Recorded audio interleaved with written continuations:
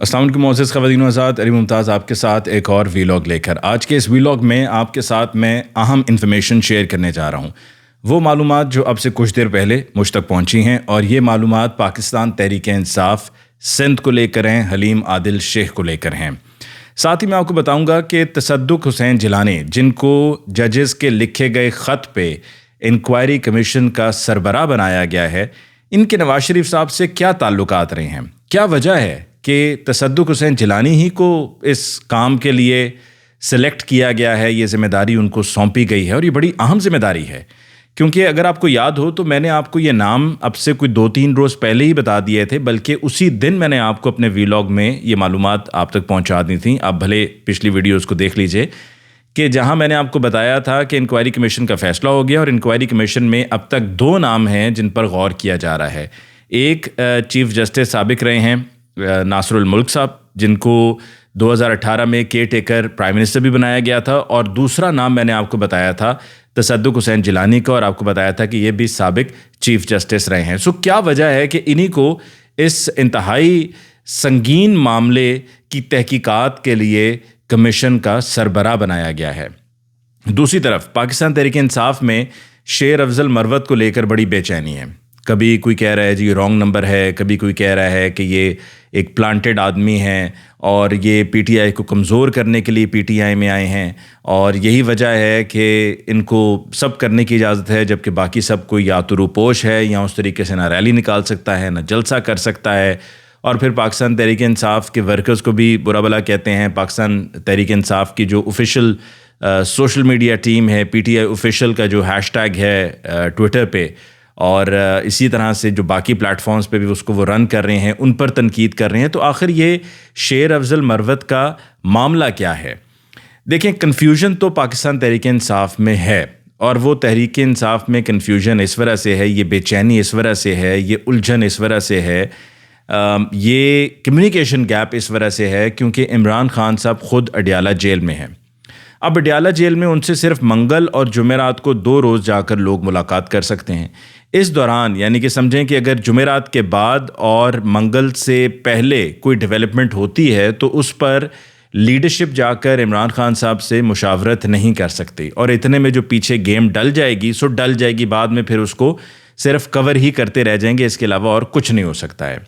اب پنجاب میں محمد مدنی کو پی 147 کا ٹکٹ فائنلی دے دیا گیا۔ یہ وہی ٹکٹ ہے کہ جس پر کہا جا رہا تھا کہ جی حافظ فرحت عباس نے پیسے پکڑ لیے ہیں، 5 کروڑ روپیہ حافظ فرحت عباس کو دیا گیا۔ پہلے یہ تھا کہ جی آفر بھی کی گئی ہے، اور آفر کی گئی ہے کہ فیز 8 میں آپ گھر لے لیں، اور پھر 5 کروڑ روپیہ بھی دے دیا گیا، اور کسی نے مجھے بتایا کہ جی کہا گیا کہ لاہور میں سرور روڈ پر یہ 5 کروڑ روپیہ پکڑایا گیا ہے۔ جبکہ حافظ فرحت عباس تو پچھلے ہفتے جمعرات کو جا کر عمران خان صاحب کو ملے تھے، اس سے پہلے منگل کو عمیر نیازی صاحب جا کر ملاقات کر چکے تھے، اور عمیر نیازی صاحب کو عمران خان صاحب یہ بتا چکے تھے کہ جی ان کی نظر میں شاہ رخ جمال بٹ کو جو حلقہ پی 147 ہے وہاں سے یہ انتخاب ضمنی لڑوانا چاہیے، کیونکہ ان کی نظر میں پچھلے سال بھی جب انٹرویوز ہوئے تھے تو تب بھی شاہ رخ جمال بٹ کا عمران خان صاحب نے سلیکٹ کیا تھا کہ جی ان کو آپ پروونشل پہ لڑائیں، بلکہ اس وقت کہا تھا کہ قومی پہ لڑائیں، اور پروونشل پہ کہا گیا تھا کہ جی ملک وقار کو لڑوائیں۔ لیکن اب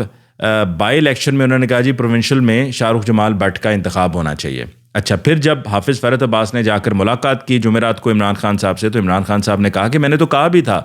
کہ شاہ رخ جمال بٹ کا کریں۔ تو حافظ فرحت عباس نے یہ کہا کہ جی کیونکہ حافظ فرحت عباس سے عمران خان صاحب نے پوچھا نا کہ جی لاہور کی کیا پوزیشن ہے، تو انہوں نے بتایا کہ جی 5 بائی الیکشنز ہیں، جس میں سے 3 میں ہماری پوزیشن ٹھیک ہے، 2 میں جو ہے وہ پوزیشن ہماری کمزور ہے، یعنی کہ اتنی اچھی نہیں ہے، تگڑی پوزیشن نہیں ہے۔ تو عمران خان صاحب نے پھر اس بات کے فالو اپ میں کہا کہ جی ٹکٹ کس کو دے رہے ہیں ان حلقوں میں، اور وہاں پہ پھر جب کہا گیا کہ جی محمد مدنی، تو انہوں نے کہا نہیں، میں نے تو شاہ رخ جمال بٹ کا کہا تھا، آپ ٹکٹ ان کو دیں۔ لیکن بہرحال سوشل میڈیا ایک بہت بڑی طاقت ہے، اور پاکستان تحریک انصاف کے جو سوشل میڈیا کے لوگ ہیں، واریئرز ہیں، وہ بڑے ایکٹیو ہیں، بڑے افیکٹو ہیں، اور اتنا زیادہ شور مچ گیا تھا اس بات کا کہ جی پیسے پکڑ لیے اور ٹکٹیں بیچی جا رہی ہیں، اس سے پہلے افضل ڈھانڈلہ اور اب یہ محمد مدنی کی نشست پر، کہ جی اتنا شور مچانے کے بعد پھر یہ پارٹی نے یعنی کہ پاکستان تحریک انصاف نے فیصلہ کیا کہ جی محمد مدنی کو ٹکٹ دے دیں، تو لہٰذا محمد مدنی کو ٹکٹ وہ دے دی گئی۔ دوسری طرف جو کور کمیٹی کا اجلاس بھی ہوا تھا، اس کے اندر بھی ایک دوسرے پر لوگوں نے نکتہ چینی کی، کسی نے کہا کہ جی جو خان صاحب کا پیغام ہے وہ صحیح سے کور کمیٹی تک پہنچایا نہیں جاتا، پھر لوگوں نے سوال اٹھانا بھی شروع کر دیا. دیکھیں جیلسی فیکٹر بھی ہوتا ہے کہ ہر میٹنگ میں یا ہر عہدے پر عمران خان صاحب کی طرف سے شیر افضل مروت صاحب کو آگے آگے کیا جا رہا ہے. آپ اس پوائنٹ آف ویو سے سوچیں کہ شیر افضل مروت میں ہو سکتا ہے کہ عمران خان صاحب کو وہ مراد سعید کی جھلک نظر آتی ہو,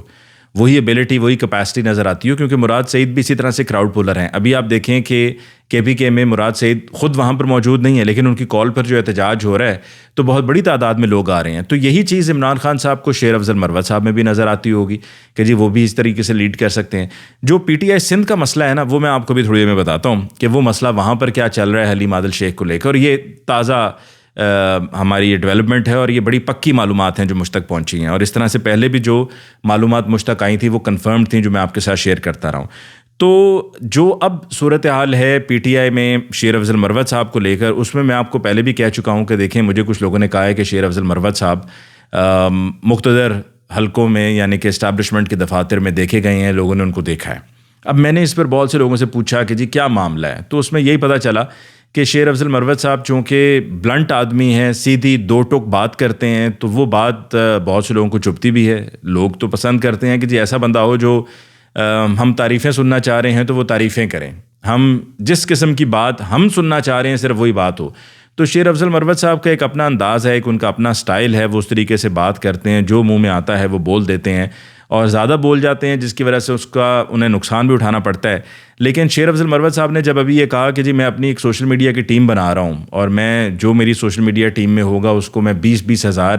فالوورز بھی دوں گا, تو اس پر پھر P T I social media team جو آفیشیل ہے اور دیگر اور بھی جو پی ٹی آئی کے لوگ سوشل میڈیا پر ایکٹیو ہیں, ان میں اس معاملے پہ بڑی تشویش ہوئی کہ یہ چل کیا رہا ہے, کیا شیر افضل مروت صاحب پارٹی کو ہائی جیک کرنے جا رہے ہیں, کل کو کہہ دیں گے کہ جی میں اپنی پارٹی بنانے جا رہا ہوں. تو دیکھیں پی ٹی آئی کے جتنے بھی لوگ ہیں, جتنے بھی سپورٹرز ہیں, ان کو اس بات کو تو اب تک سمجھ جانا چاہیے. وہ یہی ہے کہ یہ پارٹی یا اس پارٹی سے دی گئی اگر کسی کو کوئی آئیڈینٹی ہے,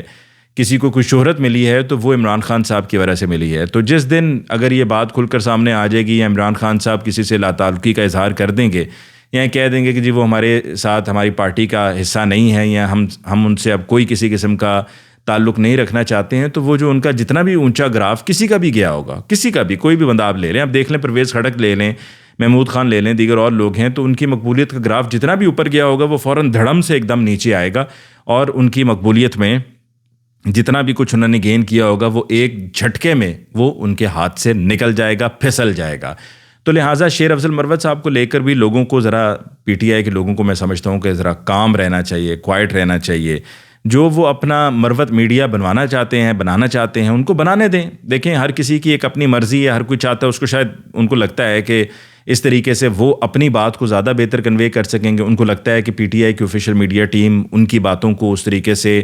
ان کی تشہیر نہیں کر رہی ہے, ان کو پبلسائز نہیں کر رہی ہے, لوگوں تک پوائنٹ نہیں پہنچا رہی ہے. تو یہ ان کی اپنی ریزرویشنز ہیں, اور میرا خیال میں ہمیشہ جب ایک گھر میں لوگوں کے اختلافات بڑھتے ہیں یا کمیونیکیشن گیپ بڑھتا ہے تو اس کا حل ایک ہی ہوتا ہے کہ سب کو ایک ٹیبل پہ بٹھا کر ایک دفعہ بات کر لی جائے. کیونکہ ابھی شیر افضل مروت صاحب نے بھی ٹویٹ کی تھی کہ جی پہلے 23 مارچ کو جلسہ ہونا تھا, پھر اس کے بعد 30 اپریل پہ لے گئے, 30 مارچ پہ لے گئے, پھر اس کے بعد اب اس کو 6 اپریل پہ لے گئے ہیں. اب یہ بھی بات ہو رہی ہے کہ جی 6 اپریل سے بھی اس کو آگے لے جائیں. دیکھیں جلسہ پی ٹی آئی کے لیے کرنا کوئی آسان نہیں ہے, اور ابھی چونکہ ہر کوئی پھنسا ہوا ہے. میں نے ابھی ایک کینڈیڈیٹ سے بات کی جس نے الیکشن فارم 45 کے تحت جیت لیا تھا, اور انہوں نے اپنے ٹرائبونل میں اپنی اپیل فائل کی ہے. تو وہ بتا رہے تھے کہ یہ کتنا مشکل کام ہے اور کتنا مشکل بنا دیا گیا اور کتنے مراحل سے گزرنا پڑتا ہے. تو پی ٹی آئی کے جتنے بھی لوگ تھے وہ ان میں سے اکثریت وہاں پہ بھی مصروف رہے ہوں گے, اور خاص طور پہ اس میں وکلا بھی شامل ہیں کہ وہ بھی وہاں پر مصروف رہے ہوں گے کہ اپنے وہ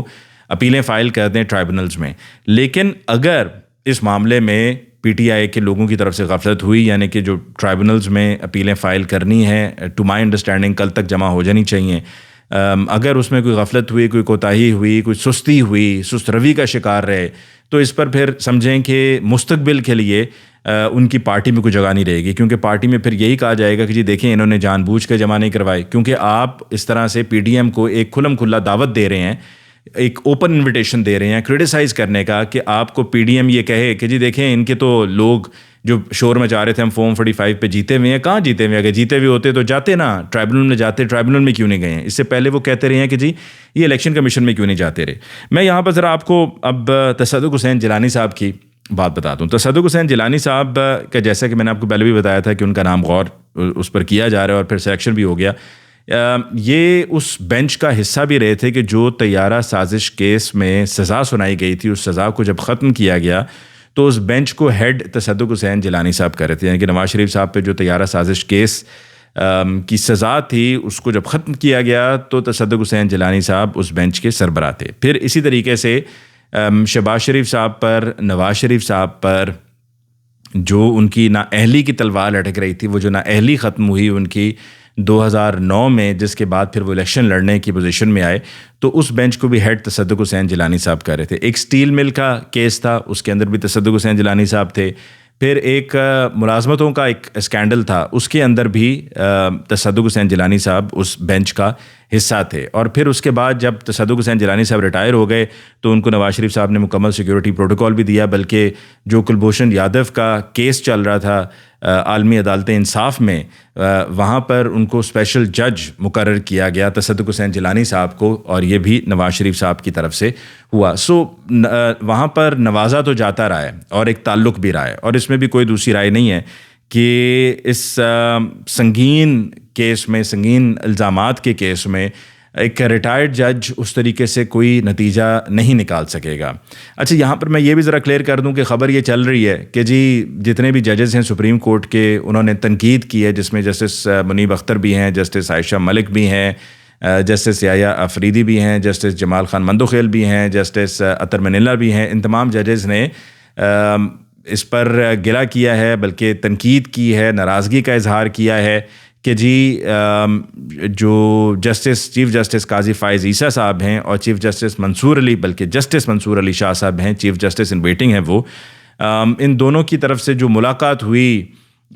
شہباز شریف صاحب سے، پرائم منسٹر صاحب سے، وہ نہیں ہونی چاہیے تھی، اور اس پر انہوں نے اپنی ناراضگی کا اظہار کیا۔ دیکھیں، اس پر میں ذرا کلیئر کر دوں کہ اصل اطلاع یہ ہے کہ تمام سپریم کورٹ کے ججز کی جو باہمی رضامندی تھی، جو اتفاق رائے تھا، اس اتفاق رائے کے بعد چیف جسٹس قاضی فائز عیسیٰ صاحب یا جسٹس منصور علی شاہ صاحب جو سینئر موسٹ جج ہیں قاضی فائز عیسیٰ صاحب کے بعد سپریم کورٹ آف پاکستان میں، ان کی طرف سے تب ملاقات ہوئی کہ جب وہاں پر تمام سپریم کورٹ کے ججز نے یہ فیصلہ کیا کہ جی دیکھیں، ہم کوئی انویسٹیگیشن اتھارٹی نہیں ہے، ہم کوئی ٹرائل کورٹ نہیں ہے، تو لہٰذا یہ ایگزیکٹو کا معاملہ ہے تو ایگزیکٹو کو دیکھنا چاہیے۔ اب یہ صحیح یا غلط فیصلہ تھا، میں اس پر بات نہیں کر رہا ہوں، میں صرف یہ بتا رہا ہوں کہ خبر یہ تھی۔ دوسری طرف حلیم عادل شیخ صاحب کا معاملہ یہ ہے کہ جی حلیم عادل شیخ صاحب سے یہ کہا گیا کہ آپ سندھ سے جو آپ کے سینٹ کے امیدوار ہیں، آپ ان کو وڈرا کر لیں اور آپ الیکشنز کا بوائیکاٹ کر دیں، اور اپنے نامینیشن پیپرز جو آپ کے امیدوار ہیں وہ کل یعنی کہ پیر کے روز دن 12 بجے تک وہ اپنے نامینیشن پیپرز واپس لے لیں۔ اس سے ہوگا کیا؟ اس سے ہوگا یہ کہ ایم کیو ایم کے دو سینیٹرز، جس میں ایک فیصل واڈا صاحب ہیں اور دوسرے چشتی صاحب ہیں، یہ دونوں عامر چشتی صاحب اور فیصل واڈا صاحب یہ بلا مقابلہ سینیٹرز بن جائیں گے۔ اچھا، اب اگر یہ بلا مقابلہ نامنتخب اگر یہ الیکشن میں کنٹیسٹ کیا پی ٹی آئی نے، تو پی ٹی آئی کے کنٹیسٹ کرنے کے نتیجے میں فیصل واڈا صاحب کو پھر پیپلز پارٹی کو ووٹ دینا پڑے گا۔ پیپلز پارٹی ووٹ نہیں دینا چاہتی فیصل واڈا کو، اس لیے نہیں دینا چاہتی کہ وہ اپنا ایک بھرم رکھنا چاہتی ہے کہ جی ہم نے کنسیڈ نہیں کیا ٹو ایم کیو ایم پاکستان، یا کل کو یہ نہ ہمیں کہا جائے کہ جی آپ نے تو ایم کیو ایم پاکستان کے ان لوگوں کو ووٹ دے کر آپ نے ان کو سینیٹر بنایا، جبکہ فیصل واڈا صاحب گو کہ وہ ایم کیو ایم کی طرف سے کینڈیڈیٹ ہیں، لیکن آپ یہ بہت اچھی طرح سے جانتے ہیں کہ اب سے کچھ ہی ماہ پہلے، الیکشن سے پہلے، انہوں نے جا کر آصف علی زرداری صاحب سے ملاقات کی تھی اور یہ ان کی طرف سے اشارے تھے کہ وہ پیپلز پارٹی میں جا رہے ہیں، لیکن سینٹ میں ان کو پہنچنا ضروری تھا، انہوں نے سینٹ میں جانا تھا، چاہے وہ جیسے تیسے بھی جائیں، تو وہ ایم کیو ایم کی طرف سے امیدوار ہیں اور ساتھ میں عامر چشتی صاحب ہیں۔ اب جیسے کہ میں نے آپ کو کہا کہ حلیم عادل شیخ صاحب سے کہا گیا کہ جی آپ وڈرا کریں اور آپ کے جو کینڈیڈیٹس ہیں وہ نامینیشن پیپرز واپس لے لیں۔ یہ طے ہو گیا کہ جی ہمارے نامینیشن پیپرز کینڈیڈیٹ واپس لے لیں گے۔ اس پر پھر بہت ایک رد عمل آیا، بڑی تنقید ہوئی کہ جی بھی کیا ہے، آپ کچھ سیٹنگ کر کے چل رہے ہیں اور یہ تو پیٹھ میں چھرا گھونپنے والی بات ہے، اور آپ نے الیکشن سے کیسے وڈرا کر لیا۔ اور عمران خان صاحب کا، جیسے کہ میں آپ کو پہلے بتا چکا ہوں کہ منگل یا جمعرات کو ملاقات ہونی ہے لوگوں کی، تو منگل سے پہلے کل پیر ہے، تو پیر تک تو یہ گیم ڈل چکی ہوگی، تو اتنا پریشر ڈلا حلیم عادل شیخ صاحب پر کہ جی اب فائنلی یہ طے ہوا ہے کہ جی ہم اپنے پارٹی کے ہمارے جو نامینیشن پیپرز ہیں، اور یہ فائنلی اب تک کی میں بات بتا رہا ہوں کہ اب تک یہ طے ہوا ہے ہو سکتا ہے کہ کل 12 بجے تک مزید پریشر آ جائے اور وہ جو کینڈیڈیٹس پی ٹی آئی کی طرف سے سینٹ میں کنٹیسٹ کر رہے ہیں وہ اپنے نامینیشن پیپرز واپس لے لیں. لیکن ابھی یہ طے ہوا ہے کہ ہم الیکشنز کا بوائیکاٹ کریں گے. حلیم عادل شیخ صاحب کی طرف سے کہا گیا ہے کہ ہم بوائیکاٹ کریں گے, ہم الیکشن میں کنٹیسٹ نہیں کریں گے. ہاں البتہ جو ہمارے کینڈیڈیٹس ہیں وہ اپنے نامینیشن پیپرز واپس نہیں لیں گے, اور چونکہ وہ اپنے نامینیشن پیپرز واپس نہیں لیں گے تو پھر ووٹنگ کرانی پڑے گی, کیونکہ اگر وہ واپس لے لیتے ہیں تو پھر تو ووٹنگ کی ضرورت نہیں ہے. پیپلز پارٹی کے سینیٹرز بھی ہو جائیں گے, ایم کیو ایم کے سینیٹرز بھی ہو جائیں گے, اور ووٹ ڈالنے کی ضرورت نہیں پڑے گی, اور ون ون سچویشن ہوگی پیپلز پارٹی کے لیے اور ایم کیو ایم پاکستان کے لیے. تو اب تک یہ طے ہوا ہے کہ جی ابھی ہم بائیکاٹ کریں گے. اور بائیکاٹ کی وجہ کیا بتا رہے ہیں جی؟ بائیکاٹ ہم اس وجہ سے کر رہے ہیں کہ دیکھیں نا جی یہ فارم 47 والے ہیں, تو اگر یہ فارم 47 والے ہیں تو پھر اس طریقے سے تو آپ کو قومی اسمبلی کے بھی انتخابات میں کنٹیسٹ نہیں کرنا چاہیے تھا, بائیکاٹ کرنا چاہیے تھا. پھر اسی طریقے سے آپ کو اسپیکر, ڈپٹی اسپیکر قومی اسمبلی, پھر پروونشل اسمبلی پنجاب کی اور وہاں پر قائد ایوان کے انتخاب کو بھی بائیکاٹ کرنا چاہیے تھا, وہاں پہ نہیں کنٹیسٹ کرنا چاہیے تھا. تو یہ لہٰذا حلیم عادل شیخ صاحب کا اپنا سنگل ہینڈڈلی فیصلہ ہے, اور جو اب تک کی اس میں کرنٹ اپڈیٹ ہے وہ میں نے آپ کے ساتھ شیئر کر دی ہے. اس کے ساتھ ہی مجھے علی ممتاز کو دیجیے اجازت. اللہ نگہبان.